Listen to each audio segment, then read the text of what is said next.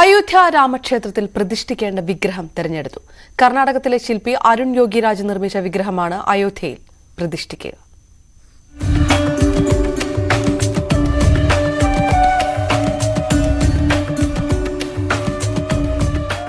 പ്രാണപ്രതിഷ്ഠയ്ക്കുള്ള ശ്രീരാമ വിഗ്രഹത്തിന്റെ തെരഞ്ഞെടുപ്പ് പൂർത്തിയാക്കി ദിവസങ്ങൾക്ക് ശേഷമാണ് ശില്പിയുടെ പേര് കേന്ദ്ര സർക്കാർ വ്യക്തമാക്കിയത്.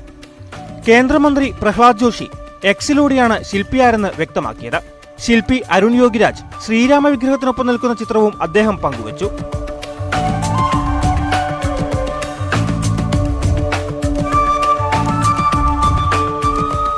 പ്രതിഷ്ഠയ്ക്കായി പരിഗണിച്ച 3 വിഗ്രഹങ്ങളിൽ വോട്ടെടുപ്പിലൂടെയാണ് അരുൺ യോഗിരാജ് കൊത്തിയെടുത്ത ശ്രീരാമ ശില്പത്തെ തെരഞ്ഞെടുത്തത്. കൃഷ്ണശിലയിലും മാർബിളിലുമായാണ് ശ്രീരാമ വിഗ്രഹം തീർത്തതെന്നാണ് ലഭിക്കുന്ന സൂചന. യോഗിരാജ് നിർമ്മിച്ച ശില്പം പ്രാണപ്രതിഷ്ഠയ്ക്കായി പരിഗണിച്ചതിൽ സന്തോഷമുണ്ടെന്ന് കുടുംബം വ്യക്തമാക്കി. ತುಂಬಾನೇ ಸಂತೋಷ ಆಗ್ತಾ ಇದೆ.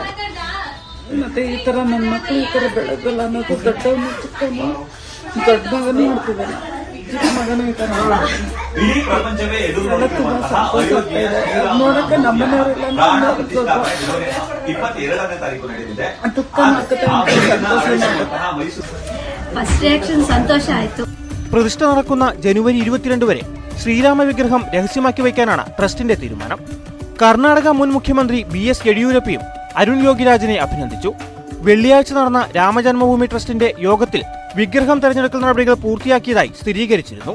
News desk, News 18.